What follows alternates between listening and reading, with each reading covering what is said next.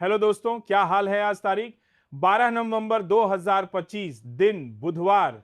आज के हिंदी पंचांग के अनुसार मार्गशीर्ष माह के कृष्ण पक्ष की अष्टमी तिथि है और आप देख रहे हैं इंपॉर्टेंट और सचोट न्यूज, जहां मिलती हैं आपको देश और दुनिया की तमाम बड़ी खबरें सबसे पहले और सबसे विश्वसनीय रूप में। कृपया वीडियो को लाइक और चैनल के हमारे सब्सक्राइब करें और कमेंट बॉक्स में जरूर बताइए कि आप ये वीडियो कहां से देख रहे हैं। तो चलिए शुरू करते हैं आज के वीडियो को। पतंजलि आचार्य कुलम में राष्ट्रीय खेल प्रतियोगिता संपन्न। भारतीय शिक्षा बोर्ड की पहली राष्ट्रीय खेल प्रतियोगिता का समापन पतंजलि के आचार्य कुलम के मैदान पर हो गया है। इस प्रतियोगिता में देश के 50 से अधिक राज्यों के विद्यालयों के खिलाड़ियों ने भाग लिया और खूब दमखम दिखाया, जिससे पूरे आचार्य कुलम का माहौल जोश और उत्साह से भरा रहा। पतंजलि योगपीठ के महामंत्री आचार्य बालकृष्ण ने खिलाड़ियों को आशीर्वाद दिया। स्वामी रामदेव ने यह घोषणा की कि जल्द ही यहां इंडोर स्टेडियम बनकर तैयार हो जाएगा, जहां और भी कई खेल प्रतियोगिताओं का आयोजन किया जाएगा। दिल्ली धमाका और सुरक्षा पर सवाल। दिल्ली में हुए ताजा धमाके ने देश की सुरक्षा पर गंभीर सवाल खड़े किए हैं। इस हमले में 12 लोगों की जान गई है और इसने पुरानी आतंकी घटनाओं की यादें ताजा कर दी है। बिना किसी सबूत के किसी भी कौम समुदाय को बदनाम नहीं किया जाना चाहिए। पुलिस के बीच तालमेल की कमी और सोशल मीडिया पर फैलती नफरत चिंता का विषय है। ऐसी घटनाएं देश की राजधानी में आंतरिक और बाहरी शक्तियों द्वारा माहौल बिगाड़ने का संकेत देती है, जिन पर तुरंत लगाम कसना जरूरी है। दिल्ली धमाके का कंट्रोल सेंटर। फरीदाबाद दिल्ली के लाल किले के पास हुए धमाके का कंट्रोल सेंटर हरियाणा का फरीदाबाद शहर निकला है। जांच एजेंसियों की नजर पहले से ही इस शहर पर थी, जहां से डॉक्टर मुज्जमिल और डॉक्टर शाहीन नामक 2 डॉक्टरों को गिरफ्तार किया गया था। जिस कार में धमाका हुआ था उसका मास्टरमाइंड बताया जा रहा डॉक्टर उमर भी फरीदाबाद से बदरपुर बॉर्डर होते हुए लाल किला पहुंचा था। उसने विस्फोट से पहले कार को पार्किंग में लगभग 3 घंटे तक खड़ा रखा था। बिहार चुनाव अंतिम चरण का मतदान। आज बिहार विधानसभा चुनाव के अंतिम चरण का मतदान आज यानी मंगलवार को होगा। इस दौरान बिहार के लगभग 3 करोड़ 70 लाख मतदाता 122 सीटों पर खड़े 1302 उम्मीदवारों के भाग्य का फैसला करेंगे। अंतिम चरण के मतदान को लेकर पूरे राज्य में सुरक्षा के व्यापक इंतजाम किए गए हैं और 4 लाख से अधिक सुरक्षा कर्मी ड्यूटी पर तैनात किए गए हैं। भारतीय सेना का मरुज्वाला अभ्यास। भारतीय सेना की दक्षिणी कमान ने राजस्थान के जैसलमेर में अभ्यास मरुज्वाला का आयोजन किया, जो बड़े त्रिशूल अभ्यास का हिस्सा था। इस दौरान भारतीय सुरक्षा बलों ने अपनी मारक क्षमता और अखंड प्रहार का दमखम दिखाया, जिसे देखकर पाकिस्तान भी हिल जाएगा। लेफ्टिनेंट जनरल धीरज सेठ ने आर्मी एविएशन की तैयारियों का जायजा लिया। थार रैप्टर ब्रिगेड और सुदर्शन चक्र के टैको ने हेलीकॉप्टरों के साथ मिलकर संयुक्त अभ्यास किया। पतंजलि आचार्य कुलम में राष्ट्रीय खेल प्रतियोगिता संपन्न। भारतीय शिक्षा बोर्ड की पहली राष्ट्रीय खेल प्रतियोगिता का समापन पतंजलि के आचार्य कुलम के मैदान पर हो गया है। इस प्रतियोगिता में देश के 50 से अधिक राज्यों के विद्यालयों के खिलाड़ियों ने भाग लिया और खूब दमखम दिखाया, जिससे पूरे आचार्य कुलम का माहौल जोश और उत्साह से भरा रहा। पतंजलि योगपीठ के महामंत्री आचार्य बालकृष्ण ने खिलाड़ियों को आशीर्वाद दिया। स्वामी रामदेव ने यह घोषणा की कि जल्द ही प्रधानमंत्री किसान योजना के लिए ऑनलाइन आवेदन। प्रधानमंत्री किसान सम्मान निधि योजना किसानों को आर्थिक सहायता देने के लिए है, जिसके तहत उन्हें हर साल 6,000 रुपए मिलते हैं। इस योजना का लाभ उठाने के लिए ऑनलाइन आवेदन करना होता है। आवेदन करने से पहले यह जानना जरूरी है कि आखिर इसके लिए कौन पात्र है और कौन से जरूरी दस्तावेज लगते हैं, जैसे आधार कार्ड और बैंक खाता का विवरण।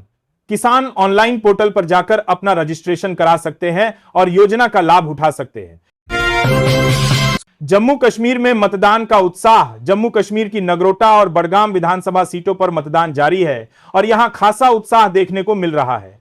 नगरोटा में मतदाताओं की लंबी कतारें देखी गईं, जहां दोपहर तक लगभग 65.14% मतदान हुआ। वहीं बडगाम में शुरुआत में मतदान प्रतिशत कम था, जो दोपहर तक 42.64% दर्ज किया गया। सुरक्षा बलों ने शांतिपूर्ण मतदान सुनिश्चित किया है और अधिकारियों को उम्मीद है कि बडगाम में मतदान प्रतिशत और बढ़ेगा। उत्तर प्रदेश पुलिस भर्ती का बड़ा ऐलान। उत्तर प्रदेश पुलिस में कांस्टेबल के 22,605 पदों पर नियुक्ति के लिए भर्ती अधिसूचना किसी भी समय जारी की जा सकती है। इसके लिए आवेदन इसी महीने लिए जा सकते हैं। रजिस्ट्रेशन शुरू होते ही अभ्यर्थी ऑनलाइन माध्यम से फॉर्म भर सकेंगे, क्योंकि ऑफलाइन आवेदन स्वीकार नहीं किए जाएंगे। इस भर्ती के माध्यम से बड़ी संख्या में नियुक्तियां की जाएंगी।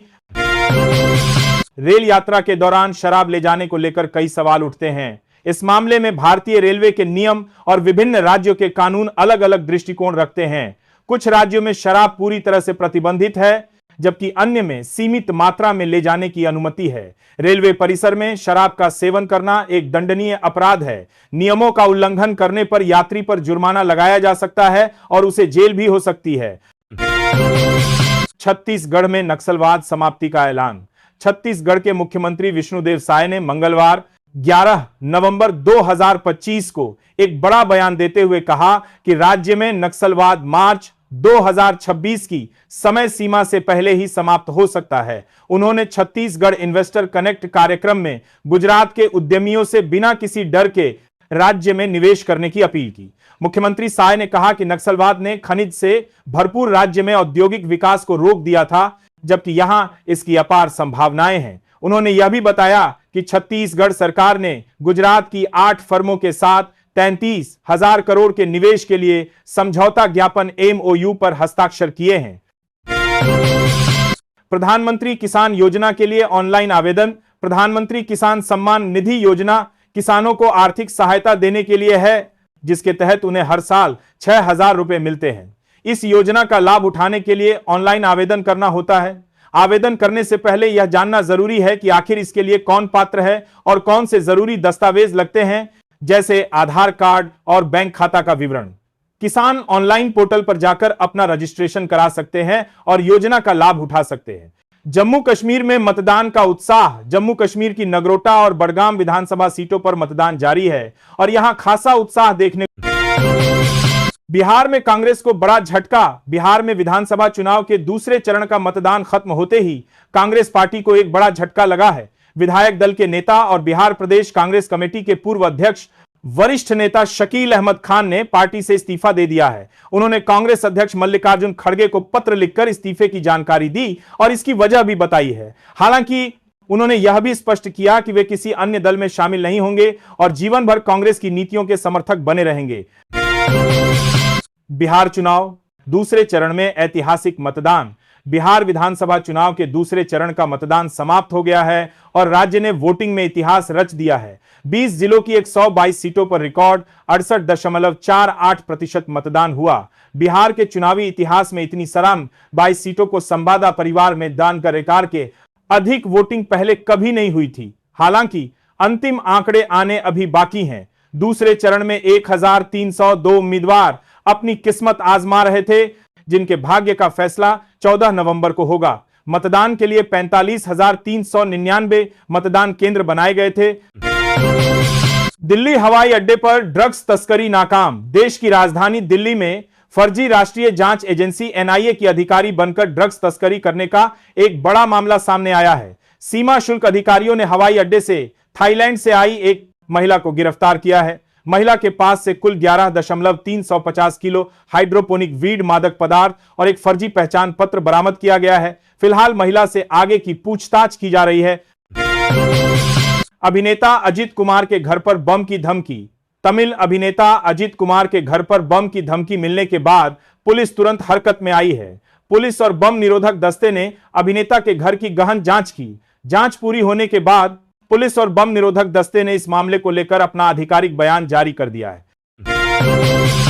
KKR को वेंकटेश अय्यर को रिलीज करना चाहिए। पूर्व ऑस्ट्रेलियाई कप्तान ऑस्ट्रेलिया के पूर्व कप्तान आरोन फिंच का मानना है कि IPL 2026 की नीलामी से पहले कोलकाता नाइट राइडर्स को अपने ऑलराउंडर वेंकटेश अय्यर को रिलीज कर देना चाहिए। फिंच ने सलाह दी कि अय्यर को 23.75 करोड़ रुपए में खरीदा गया था, लेकिन उनका प्रदर्शन उस स्तर का नहीं रहा है। फिंच ने कहा कि KKR के लिए बेहतर होगा कि वे उन्हें नीलामी में कम रकम में दोबारा खरीद लें।